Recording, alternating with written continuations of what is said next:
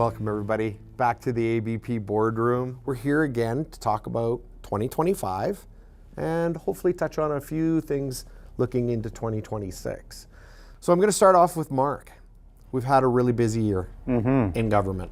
You want to talk to us about some of your priorities, some of the things that you want to highlight for producers? Yeah, so I think the biggest win for us in the last year, there's a few big wins, but just recently we got announced that the feds are taking part with agri-stability changes, so that would include pasture costs. And that's big for our cow-calf producers because right now we hear a lot that agri-stability doesn't work for cow-calf, and so that's something we're trying to fix because it is the cheapest BRM program available to producers and it's margin. So it protects against input changes and revenue. So a really good program, good changes, excited for it. And the cool part about it is it stems from a resolution. So this was a resolution that came forward in 21, 22, can't remember which year, and it was to fix our BRM so they're more reliable. And so this is what the Issues Management Committee and the board thought, and so we've ran with it, and it's nice to see it get across the finish line. Yeah, it's going to have a major impact on a lot of producers, and I think, encouraging our producers to get out and get into their AFSC offices to talk about how the program might affect them going forward, super important. Is there anything you wanted to say about the cap on agri-stability? Yeah, so agri-stability, we've been asking for a cap, raising the cap that's currently $3 million up to $15 million for a number of years now. And the reason for that is those feedlots, a lot of them, it doesn't take much to hit a $3 million cap. And even for some large cow-calf producers or large grain operations, that cap is becoming alarmingly low. It hasn't been adjusted for inflation since the onset of the program. So we've been pushing for that. We did get an increase to $6 million for this year because of the trade concerns, but we would really like to make that $6 million cap permanent going forward, not just for 2025. Yeah, 100%. And it's a good opportunity for us to work with organizations such as Alberta Cattle Feeders who have really led on this whole increase around the cap. And of course, we've supported it. Perfect. Is there anything you want to talk about going forward? You see coming down the pipe in 26? Yeah, so agri-stability, they announced that they would fund those pasture costs and feed-related costs, but we don't know the details there, and the devil's always in the details, so we'll be working with the government to make sure that that's a best fit for our producers. The other thing is the Water Act, when it does pass, there'll be policy items coming out in 2026. So we were pretty successful with getting first in time, first in right getting preserved in the Water Act, as well as no cuts to water allocations. But there is policy items with the mandatory reporting of water use. And so we're going to really make sure that that reporting minimizes the administrative burden on producers. I know that a lot of producers are not going to want to do monthly reporting on how much water they use. And in some cases, it might not even be feasible. So that's something we'll be working for going forward. Awesome. That's wonderful. Thank you very much, Mark. We're going to switch over a little bit and talk about stakeholder relations. Deborah, can you want to visit or tell our producers a little bit about some of the stuff that were priorities for you in 2025? Yeah, so I think taking some of Mark's pieces, as soon as we hear news about agri-stability, it comes out on our website, ABP Daily. That's probably one of our biggest priorities, and it's pretty cool. We won 4 awards at the Canadian Farm Writers Federation this year for the content that we come up with. And we're seeing great views on ABP Daily too. We saw there's about 400,000 views in the last year, and over 100,000 users are coming to the site. So that's been pretty cool, and it kind of brings all of the different pieces of ABP together as well. And this May, we launched the changes to albertabeef.org, which we talked about last year in our video update. And that's starting to see some uptick too. And it's also a lot easier for us to edit behind the scenes and get that information out quicker. So that's been really cool. Yeah, absolutely. You know what the best piece of .org is? The new research page. It's really, really easy to find all the fact sheets from all the research ABP's worked on. It's searchable. It has, if they're in progress or completed, it's got, here's related research. It's really cool. I think you should check it out. It's so much easier to navigate, first and foremost, and we have a ton of information on there. In just the research area alone, it gets fairly confusing, but I think it's really come together nicely to make it more user-friendly for our producers and user-friendly for the staff. So that's great. Regardless, anything that you got planned for going forward that you wanted to chat about? Yeah, I'm really excited. We've kind of drafted kind of a strategy for the stakeholder side that I'm excited to manipulate a bit more, but it takes into consideration producer feedback on ABP Daily and the changes to albertabeef.org, but also like how social media is being considered today. So we've kind of dropped our use of X, for example, and that's in our stakeholder plan. And then also with that, the crisis communications plan, I think, is pretty exciting. Some potential changes there as we do some foot and mouth disease drills with the industry. So yeah, I'm really looking forward to seeing how we can facilitate a more strategic approach to our communications on the producer side. And that brings in media relations too into that plan, and the youth engagement component is in there as well. It's all connected. Everything we do here at ABP is all connected. And so we're a small team, but we're a mighty team at ABP. Talking about ABP Daily, though, that something that complements also started in 2021 was the magazine. And this is an opportunity to introduce Katie Songer as our new marketing and marketing manager. And we're very happy to have you become a part of our team here at ABP. You want to talk to us a little bit about your first year? Yeah, it's been a really great year all around on the marketing communications side. Yeah, the marketing campaign has had really good feedback and really good numbers this year. We ran two campaigns, so there's the Always Alberta Beef one, which you may have seen, and that's in conjunction with Canada Beef. We put that together as a joint project. The second one is the ABP Land and Legacy commercial, which many of you would have seen on TV or streaming services or online.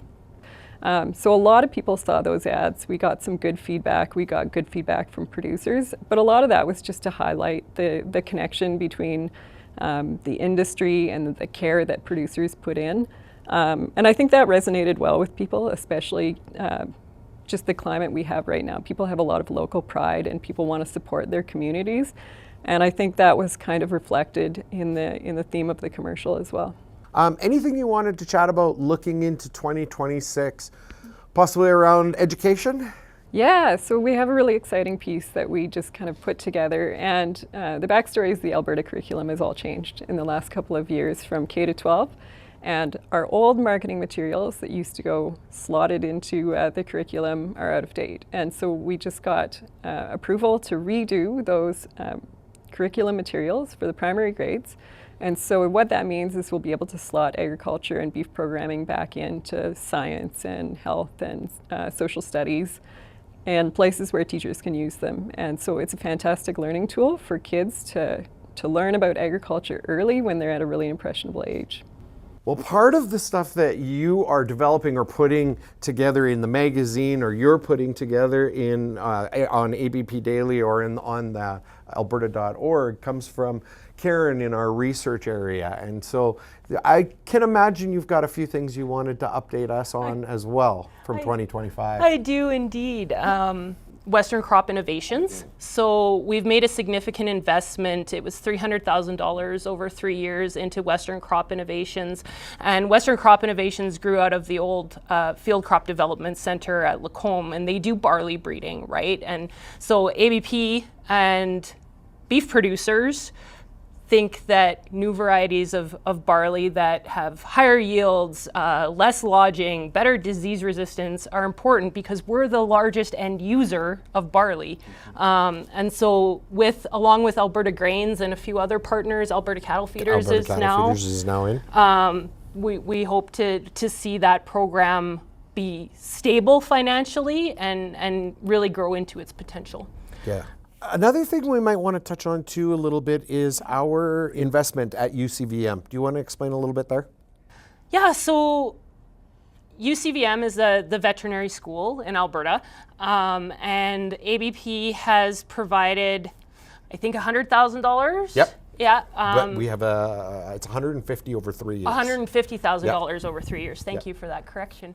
And it's to provide training materials and equipment for training veterinary students. So one of the things that we've provided that the funding bought are some simulators. So veterinary students can actually feel what it's like to try and deliver a calf, can look at, the other one's a model of a uterus that's actually really cool. So they can actually feel and see what it looks like in an environment before they move on to the live cattle piece. I guess the other thing that we will still be working on into 2026 is the bovine tuberculosis investigation that originated with a cow found at slaughter in November of 2024. 2024. So I am the Alberta industry liaison for that investigation, which essentially means that I can be a point of contact and support for producers who are affected, who have questions, work really closely with CFIA, work really closely with Saskatchewan Cattlemen's Association, as well as CCA. We can be a resource for support. We're doing advocacy work around the elements of an investigation that aren't currently compensated through any programming, whether that's CFIA or Agriculture and Agri-Food Canada programming. So we are doing some advocacy work there. If folks are curious and want to know more, we have a recorded webinar on our website and on our YouTube channel that kind of goes through what it is, why should we care about bovine tuberculosis, why we do the things we do in a response, and some of the impacts. Yeah, and I think we also just really want to recognize that any type of disease outbreak is always really stressful for producers. Yeah. And we can help link them up with supports if they're struggling and feeling overwhelmed by what is happening. Totally. Okay, well then we're going to move into another individual that's new to this table in this sense. Been with us a couple of years now, but took on the lead aspect of our Alberta Beef Producers Verified Beef Plus Provincial Coordinator. Yep. That is a handful. Yeah, it is. It's a lot of acronyms and a couple extra words too. At one point, technician was in there as well. Oh, that's right. Yeah, I hope we could drop that one and just go with coordinator probably. Well, we're going to refer to you as coordinator for the rest of this. Yeah. So we're really glad to have you join us as well. And you've done a lot with the program over the last little bit. And you want to talk to us about some of what you've been doing in 2025? Yeah, so 2025 to start with was still working on the incentive. And with that, when we first opened that in, would be August of 24, very successful for about the first year. And then it kind of tapered off, and we're working on getting that to be busier again. Mm-hmm. Some of the metrics with that, just if anybody's wondering, we've had 180 successful applications to this point. About $610,000 dispersed through the incentive. But the interesting number is that we ask for the total project value that people are doing, and we're right around $1.7 million on total projects. So if you think about that, that much money is what ranchers have spent into the economy. Yeah. And it's not just because they've got access to what we're putting out there. They're having to do it anyways, but we're able to help out. Yeah. So it's been good that way. We just got to keep working at getting that back out front of people and keeping them interested in it while we're still able to. And then getting people involved in VBP Plus is the other plan. It goes along great with what Karen's talking about. You know, we definitely do need to have a lot more awareness of biosecurity these days, just with what we're facing and where things could go. What biosecurity means to the industry as a whole is the most important thing to get people to understand. Yeah. I just want to make the producers aware that we had engaged in wildlife over the last course of the year, but we had a little bit of a setback, and we're recovering from that setback, and we have a new individual that's going to be joining us in January that is going to be at a part-time position, half-time position, and their whole mandate is going to be around wildlife. And what can ABP bring to the table to help improve the situation around predator and ungulate control or situations. So we're really looking forward to that new individual joining us in the first of the new year.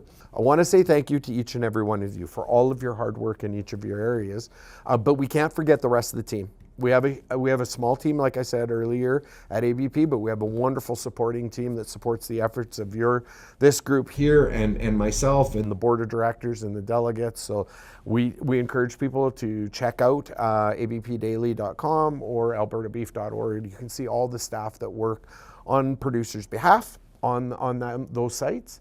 And again, thanks everyone for being here today, and we look forward to doing it again next year.